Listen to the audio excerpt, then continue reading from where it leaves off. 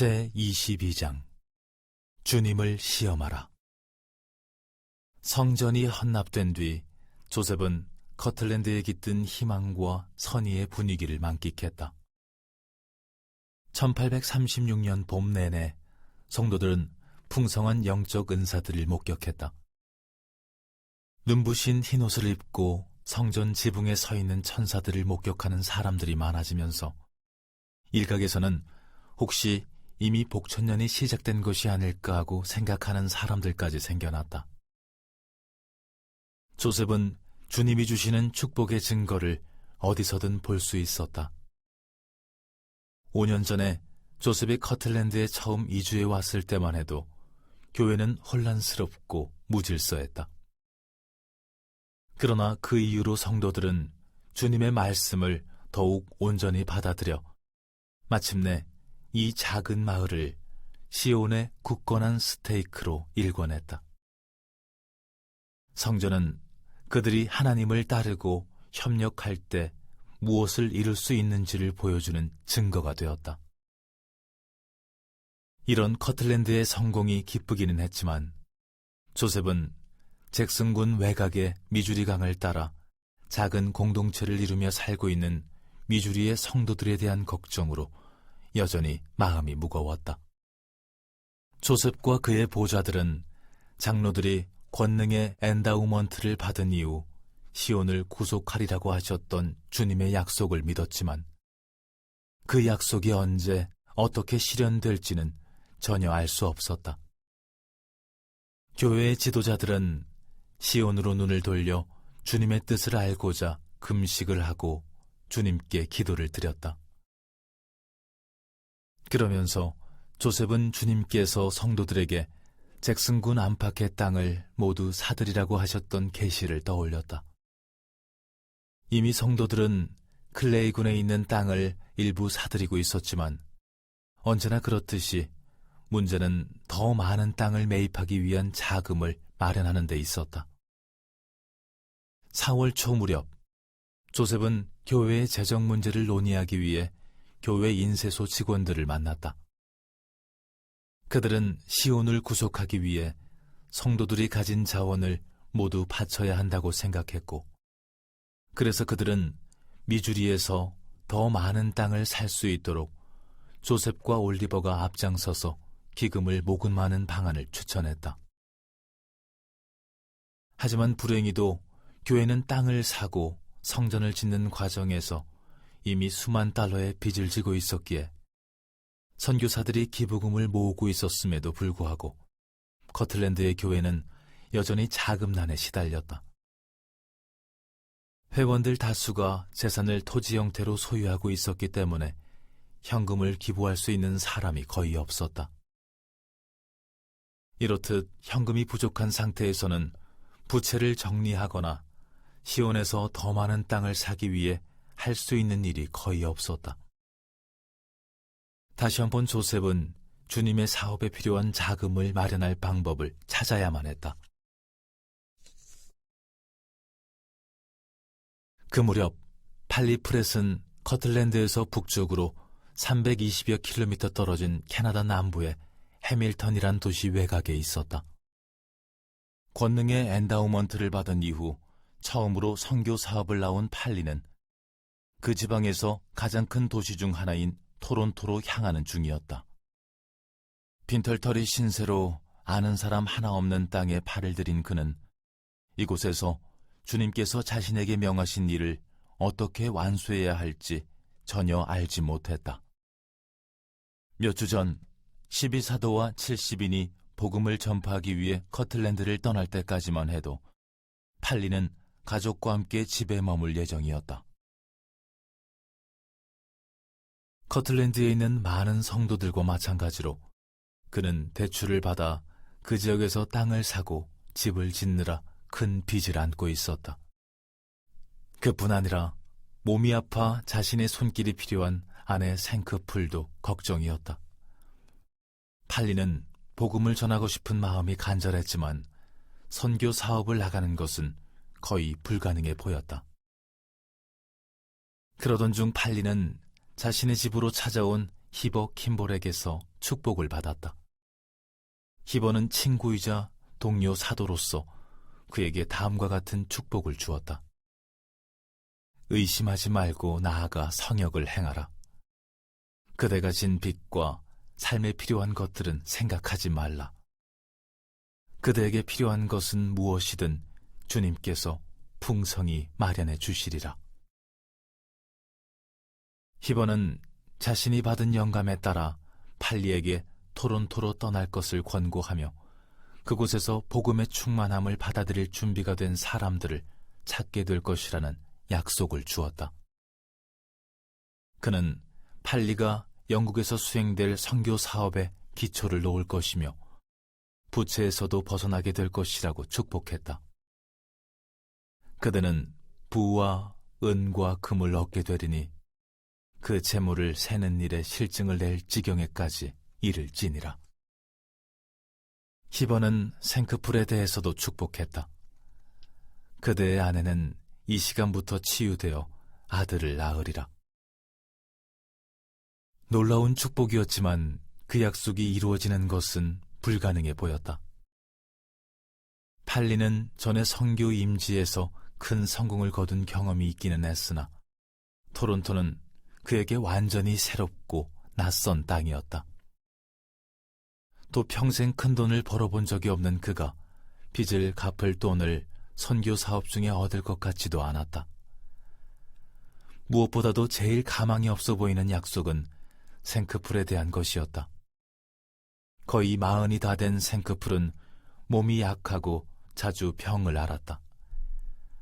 팔리와 생크풀은 결합한 지 10년이 지나도록 아직 자녀가 없었다. 그러나 주님의 약속을 믿는 신앙이 있었던 팔리는 역마차에 몸을 싣고 진창길을 달리며 북동쪽으로 향했다. 그는 나이아가라 폭포에 도달하여 캐나다로 들어간 이후부터는 도보로 해밀턴까지 갔다. 팔리는 곧 향수병과 선교 사업의 방대한 책임으로 압도되고 말았다. 약속된 축복의 시련이 너무도 까마득하게만 보이는 상황에서 그는 이제 자신이 축복에 대한 신앙을 어떻게 행사해야 할지 간절히 알고 싶었다. 그러던 중 그는 불현듯 다음과 같은 영의 속삭임을 느끼게 되었다. 주님을 시험하라. 그리고 그분이 하지 못하실 일이 있는지 보라. 한편 미주리에 사는 12살 소녀인 에밀리 파트리지는 클레이군에 다시 찾아온 봄을 보며 안도하고 있었다.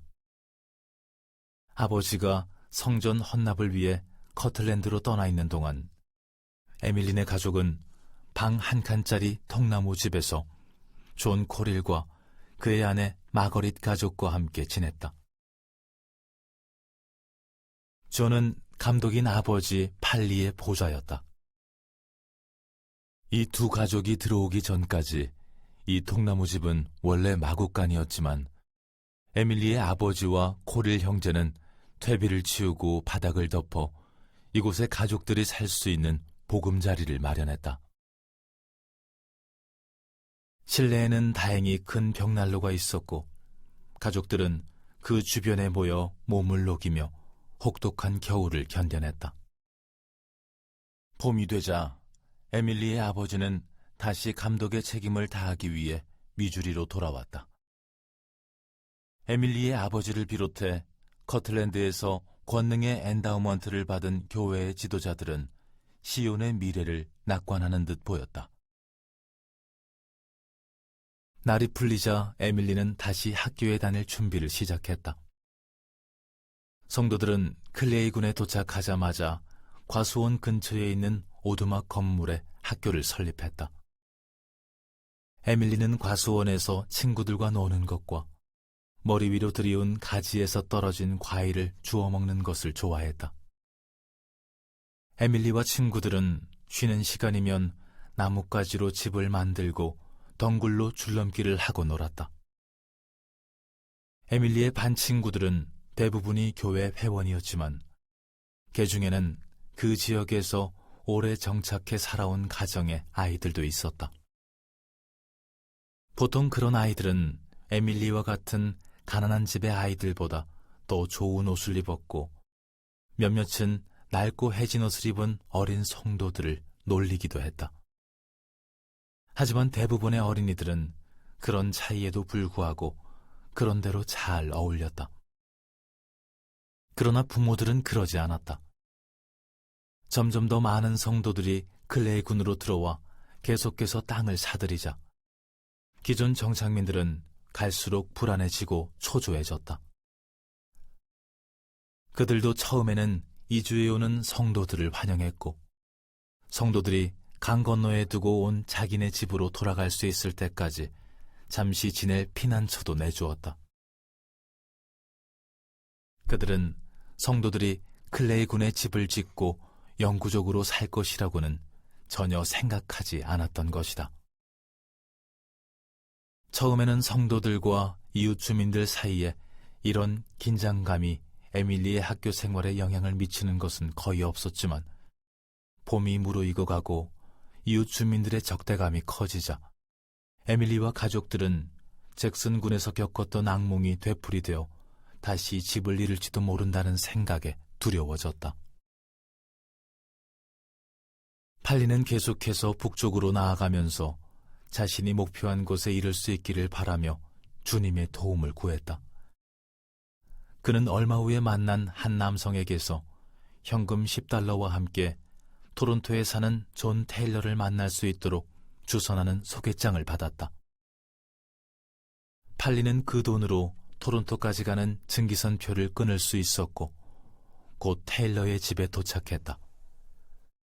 존 테일러와 레오노라 테일러는 영국에서 온 젊은 부부였다.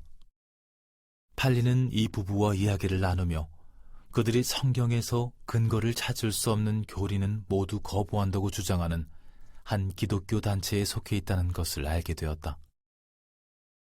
팔리를 만나기 얼마 전에 존과 레오노라는 금식을 하며 참된 교회의 사자를 보내주시기를 주님께 간구했었다. 하지만 그들은 팔리가 말하는 회복된 복음에 대해서는 그다지 관심을 보이지 않았다. 이튿날 아침 팔리는 테일러의 집에 가방을 맡겨두고 근처 성직자들을 찾아가 자신을 소개했다.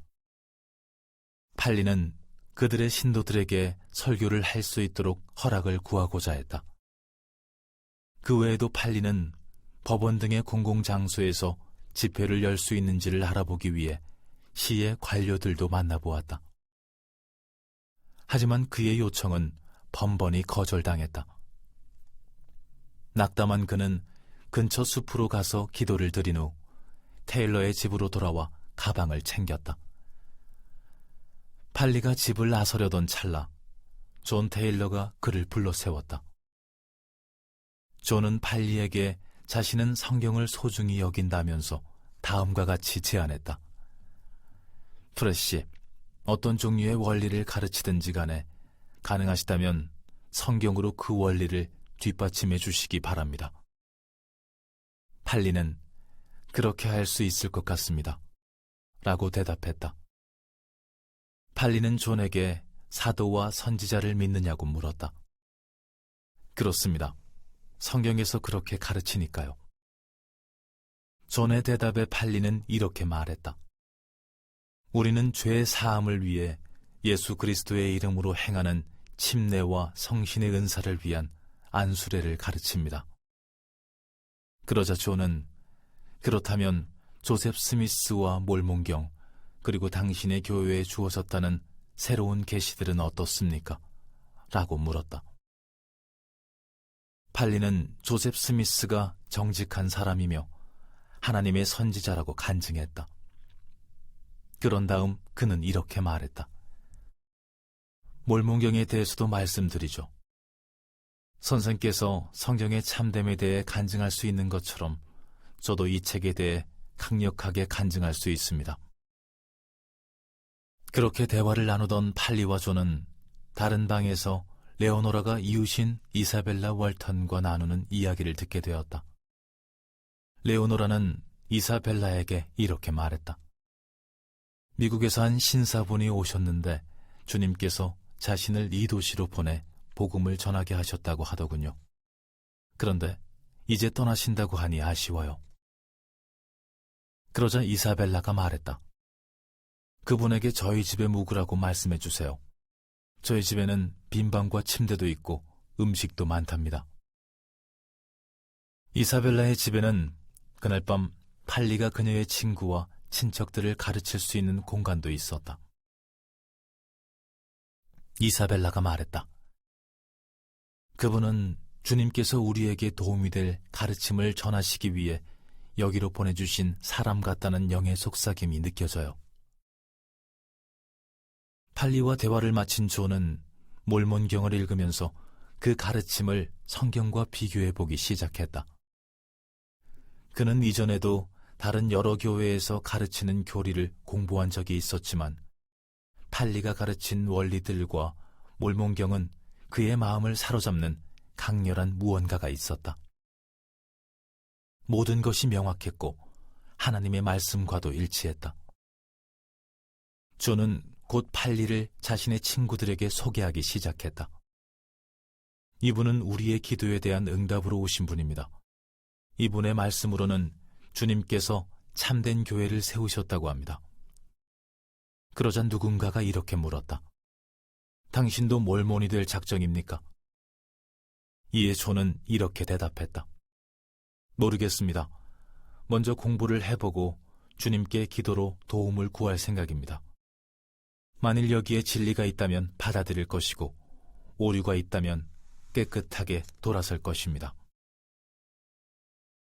얼마 후에 존과 팔리는 이사벨라 월턴의 친척들이 사는 인근의 농장 마을을 찾아갔다. 그곳에는 존의 친구인 조셉 필딩이 자신의 누이들인 머시와 메리와 함께 살고 있었다. 그들 역시 영국 출신으로 테일러 가족과 종교적인 견해가 비슷했다. 존과 팔리는 말을 타고 필딩의 집으로 가던 중 이웃집으로 달려가는 머시와 메리의 모습을 보았다. 조셉 필딩은 집 밖으로 나와 존과 팔리에게 냉랭한 얼굴로 인사를 건네면서 자신은 두 사람이 오지 않기를 바랐다고 말했다. 조셉 필딩의 누이들을 비롯한 마을 주민 대부분은 두 사람의 설교를 듣고 싶어 하지 않았다. 그들이 몰몬을 반대하는 이유는 무엇입니까? 팔리의 물음에 조셉 필딩은 이렇게 답했다. 모르겠습니다. 이름 자체가 경멸스럽게 느껴집니다. 조셉 필딩은 자신들은 성경의 가르침과 모순되는 새로운 계시나 교리는 찾지 않는다고 잘라 말했다. 팔리는 이렇게 대답했다. 그게 문제라면 저희가 곧 선생님의 편견을 없애드리죠. 팔리는 조셉 필딩에게 누이들을 집으로 불러달라고 부탁했다. 그날 저녁에 그 마을에서 종교 집회가 열린다는 것을 안 팔리는 그 집에서 설교를 하고 싶어 했다. 팔리는 이렇게 제안했다. 함께 저녁을 드시고 그 집회에 가시죠. 선생님과 누이분들이 동의하신다면 저도 성경이 나오는 오래된 복음을 가르치고 그것에 어긋나는 새로운 계시는 한마디도 하지 않는다는데 동의하겠습니다. 그날 저녁 조셉과 머시, 메리 필딩은 사람들로 가득 찬 방에서 팔리의 설교를 들었다. 팔리의 설교는 그들의 마음을 사로잡았다. 회복된 복음이나 몰몬경에 관한 그의 가르침은 성경에 어긋나는 것이 하나도 없었다. 얼마 안 가서 팔리는 테일러 가족과 필딩 가족뿐 아니라 그 지역에 지부를 조직할 수 있을 만큼 많은 사람에게 침례를 주었다. 히버 킴볼이 준 축복에 언급되었던 주님의 약속들은 그렇게 성취되기 시작했다. 이제 팔리는 생크풀이 있는 집으로 돌아가고 싶어 했다. 몇 군데에서 요구한 부채 상환 날짜가 임박했지만 그는 여전히 갚을 돈을 마련해야 했다. 팔리는 커틀랜드로 돌아가기 전에 새로 생긴 자신의 친구들과 악수를 나눴다. 팔리의 친구들은 차례로 악수를 나누면서 그의 손에 조금씩 돈을 쥐어주었다. 그렇게 친구들이 쥐어준 돈은 수백 달러에 달했다. 그 돈이면 급하게 갚아야 할 돈은 충분히 갚을 수 있었다. 커틀랜드에 도착하여 팔리가 본 생크풀은 건강한 모습이었다. 주님의 약속이 또 하나 실현된 것이다. 팔리는 몇 군데의 빚을 갚은 뒤 전도용 소책자와 몰몬경을 모아 선교 사업을 계속하기 위해 캐나다로 돌아갔다. 그는 이번 여정에는 생크풀을 함께 데리고 갔다. 하지만 여행이 계속되면서 생크풀은 점점 기진맥진해졌다. 캐나다의 성도들은 그녀의 허약한 모습에 과연 그녀가 약속된 축복대로 아들을 낳을 수 있을지 의문스러워했다. 하지만 얼마 후 팔리와 생크풀은 첫 번째 아이를 갖게 되었다. 프렛 부부가 떠나 있는 동안 커틀랜드에 있는 그들의 집에는 이 부부의 친구인 캐롤라인과 조너선 크로스비가 세드로 살고 있었다. 성전이 헌납되기 몇 달 전에 커틀랜드로 이주해온 이 부부는 친구들과 자주 모여 예배를 드리고 찬송가를 부르고 식사를 했다. 성전이 완공되자 커틀랜드에는 더 많은 성도들이 모여들기 시작했다. 다행히 이 지역에는 성도들이 모일 땅이 충분했으나 아직 개발된 면적은 많지 않았다. 성도들은 서둘러 더 많은 집을 지었다. 물론 성도들 대부분은 현금이 부족했으므로 대출을 받아 돈을 마련하는 일이 다반사였다. 아무리 빨리 집을 지어도 새로 이주해 들어오는 사람들을 다 수용하기에는 역부족이었다. 그래서 대개는 이미 자리를 잡은 성도들이 자신들의 집을 개방해서 사람들을 들이거나 남는 방을 새를 놓았다. 마을에서 집을 구하기가 어려워지자 12사도 중 한 명인 존 보인턴은 크로스비 부부를 찾아가 프렛의 집을 자신들에게 빌려줄 수 있는지를 물었다. 그는 크로스비 부부가 프렛 부부에게 내는 돈보다 더 많은 돈을 주겠다고 했다. 크로스비 부부는 당시 새 집을 짓고 있었으므로 그렇게 넉넉한 돈이 생기면 그들에게도 좋을 것이었다. 그러나 그들은 자신들만의 오붓한 생활이 좋았고 당시 캐롤라인은 첫 아이를 임신 중이었다. 만일 프렛의 집에서 나가 산다면 그들은 이웃에 사는 노부인 세이블의 그레인저의 집으로 가야 하는데 그레인저 자매의 집은 비좁고 침실도 하나뿐이었다. 조너선은 이사에 관한 결정을 온전히 캐롤라인에게 맡겼다. 캐롤라인은 프렛의 집에서 누리던 안락함과 여유로운 공간을 포기하고 그레인저 자매 집으로 가는 것이 내키지 않았다. 여윳돈이 얼마가 생기든 간에 그건 그들에게 중요하지 않았다. 그러나 캐롤라인은 보인턴의 대가족이 커틀랜드로 집합하도록 도울 수만 있다면 자신의 이런 작은 희생쯤은 감수할 만한 가치가 충분히 있는 것이라고 생각했다. 며칠 뒤 캐롤라인은 기쁜 마음으로 프렛의 집에서 나가자고 조너선에게 말했다.